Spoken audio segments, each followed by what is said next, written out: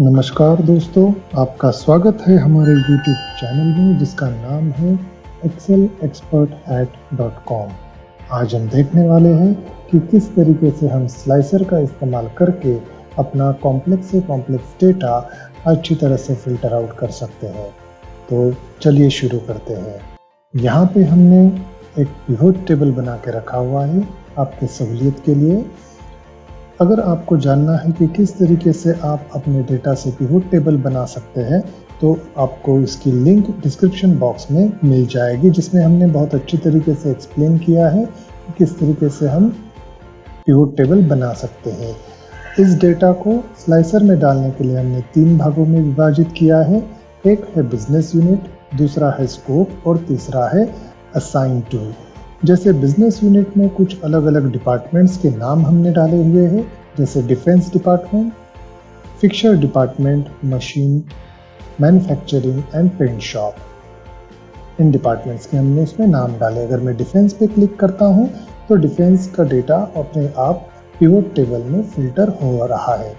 अब यहाँ पे देखते हैं कि हम जैसे फिक्सर पे क्लिक करते हैं तो फिक्सर का डेटा सेग्रीगेट हो रहा है। जिस भी डिपार्टमेंट पे हम क्लिक करते हैं तो उसका डेटा अपने आप फिल्टर आउट हो जाता है।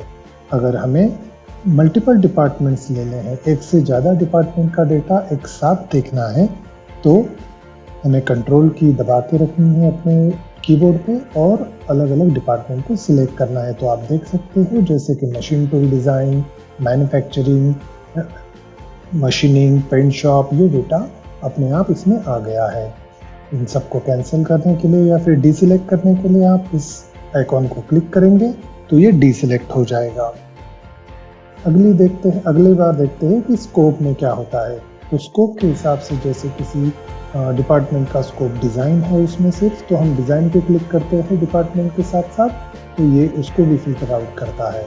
फिर जैसे कुछ मैन्युफैक्चरिंग है, टेम्पलेट्स बनानी है, इसके हिसाब से भी हम इसको फिल्टर आउट कर सकते हैं।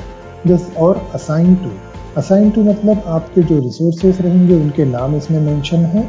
आप जिस भी रिसोर्स पे आप क्लिक करोगे, जैसे कि हम अगर यहाँ पे नताशा पे क्लिक करते हैं तो Natasha is allocated to paint shop department. तो इसमें प्लान डेट, आपकी एक्चुअल डेट, ये सारा डेटा फिल्टर आउट अपने आप हो जाता है।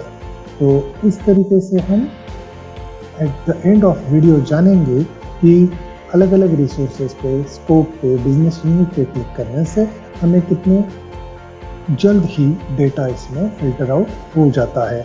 तो जो कन्वेंशनल मेथड है फिल्टर आउट करने की एक्सेल में, उसके बजाय हम स्लाइसर का इस्तेमाल करके कई गुना ज़्यादा अपना काम फास्ट कर सकते हैं। तो दोस्तों अब हम देखते हैं किस तरीके से हम अपने डेटा को सेग्रीगेट कर सकते हैं। मैंने सहूलियत के लिए कुछ डेटा यहाँ पे कॉपी करके रखा हुआ है जो आपके डिपार्टमेंट का डेटा हो सकता है या कंपनी का, और उससे हमने ये पिवोट टेबल बना के रखा हुआ है। जैसा कि मैंने कहा, पिवोट टेबल बनाने का वीडियो मैंने डिस्क्रिप्शन बॉक्स में डाल दिया है। वहाँ से आप अच्छी तरीके से देख सकते हैं कि आप पिवोट टेबल पे कैसे काम कर सकते हैं। तो प्लीज़ वो वीडियो ज़रूर देखिएगा।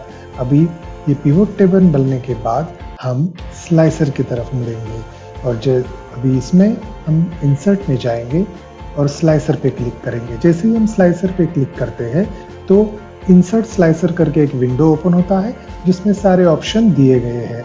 ये वही ऑप्शन है जो आपके टेबल के हेडिंग में है, और इसमें से अब हम बिजनेस यूनिट, स्कोप और असाइन टू, ये 3 ऑप्शन सिलेक्ट करेंगे। आपके सहूलियत के हिसाब से आप दूसरे ऑप्शंस भी सिलेक्ट कर सकते हैं। मैंने अभी ओके पे क्लिक कर दिया है और हमारे सामने ये 3 विंडो ओपन हो चुकी है, जिसमें से एक है बिजनेस यूनिट, दूसरा है स्कोप और तीसरा है असाइन टू। बिजनेस यूनिट में जैसे मैंने कहा, सारे डिपार्टमेंट्स आपके यहाँ पे लाइन अप होते हैं। स्कोप में जो डिपार्टमेंट का पर्टिकुलर स्कोप है, जिस भी डिपार्टमेंट का, वो सारे स्कोप यहाँ पे एलोकेट होते हैं। अभी मुझे यहाँ पे जब नंबर ऑफ रिसोर्सेस या फिर नंबर ऑफ डिपार्टमेंट या फिर स्कोप बहुत ज़्यादा होते हैं तो हमें हमेशा करना पड़ता है किसी छुपे हुए नीचे स्क्रॉल में हुए डिपार्टमेंट पे क्लिक करने के लिए। अगर आपको उसे टालना है तो आपको आपके टैब की साइज चेंज करनी पड़ेगी। और यहाँ पे मैंने बटन्स में जाके नंबर ऑफ कॉलम्स बढ़ा दिए हैं।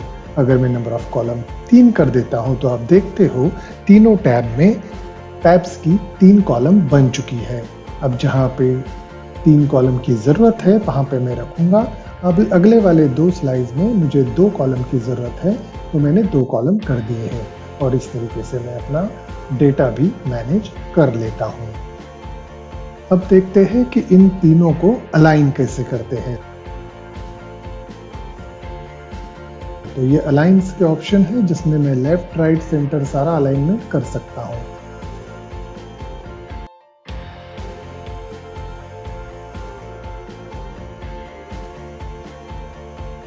इस टैब से मैं कलर भी चूज कर सकता हूँ। हर एक टैब को मैं अलग अलग कलर दे सकता हूँ अपने प्रेजेंटेशन के हिसाब से। यहाँ से मैं अपना नाम चेंज कर सकता हूँ। स्लाइसर कैप्शंस में किसी भी स्लाइसर का मैं नाम यहाँ से चेंज कर सकता हूँ। अगर आपको स्लाइसर्स की सेटिंग चेंज करनी है तो आपको स्लाइसर पे क्लिक करना होगा, स्लाइसर सेटिंग्स में जाना होगा और फिर यहाँ से आप उसके स्लाइसर का नाम चेंज कर सकते हो।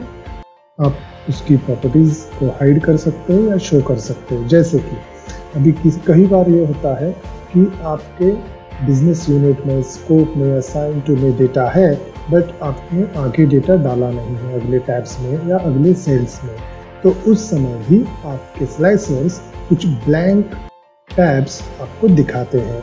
उनको हाइड करने के लिए हाइड पे क्लिक करना पड़ेगा। ये सेग्रीगेशन यहाँ से हो सकता है। स्लाइसर का हेडर डिस्प्ले करना है या नहीं है, यहाँ से आप उसको ऑन ऑफ कर सकते हो। ओके पे क्लिक करने के बाद आपकी सेटिंग्स एप्लीकेबल हो चुकी है। रिपोर्ट कनेक्शन एक बहुत ही इम्पोर्टेंट और यूजफुल टूल है। जैसे कि अब हम यहाँ पे देखते हैं, ये मेरे 2 पिवट टेबल है जिसमें कोई भी 2 कॉलम का डेटा सेम होना जरूरी है। जैसे कि यहाँ पे प्रोजेक्ट ईयर का डेटा सेम टू सेम है।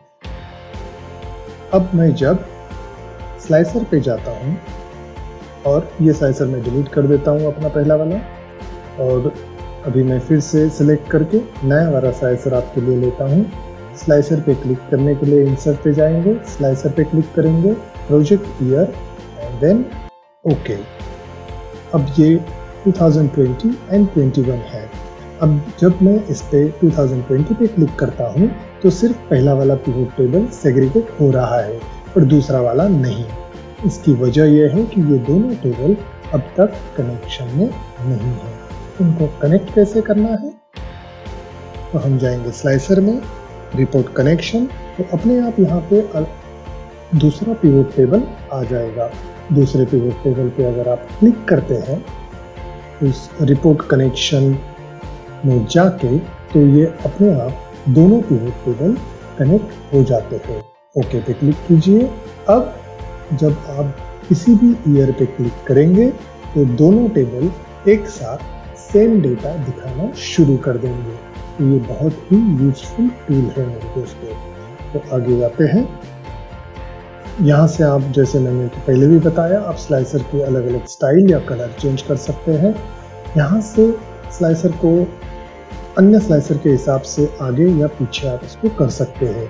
ये डेटा कॉमन डेटा है जो आपको वर्ड, एक्सेल, पीपीटी प्रेजेंटेशन में मिलेगा। यहाँ से आप स्लाइसर्स को एक लाइन में अलाइन करने के लिए यूज कर सकते हैं। ये सारे प्रेजेंटेशन और बहुत बेसिक टूल्स है जो हम इस स्लाइड में एक्सप्लेन नहीं करेंगे। अब आगे देखते हैं कि जैसे मैं सब हमेशा इनको अलाइन सेंटर में करके रखता हूँ। ग्रुप एंड रोटेट ये ऑप्शंस माइक्रोसॉफ्ट के सेटिंग्स के हिसाब से ऑन एंड ऑफ होते हैं। देन बटन्स में आपने ऑलरेडी यूज देखा है। अब मैं बटन्स की हाइट और विड्थ चेंज करने की कोशिश करता हूँ, देखते हैं क्या होता है। जैसे मैंने अभी बटन्स की हाइट चेंज करना शुरू किया है। एक मिनट। ओके, यहाँ से हम बटन की हाइट चेंज करेंगे तो आप देखेंगे कि बटन्स की हाइट अपने आप चेंज हो रही है। विड्थ भी यही से चेंज की जाती है। तो इसके हिसाब से जो मेरे प्रोफाइल, मेरे प्रेजेंटेशन की स्लाइड होगी उसके हिसाब से मैं इसको एडजस्ट कर लूँगा। तो दोस्तों इस तरीके से हम स्लाइसर्स का इस्तेमाल करके अपना डेटा बेहतर से बेहतर तरीके से सेग्रीगेट कर सकते हैं। तो थैंक यू वेरी मच दोस्तों, प्लीज़ मेरे वीडियो को लाइक और सब्सक्राइब ज़रूर कीजिएगा।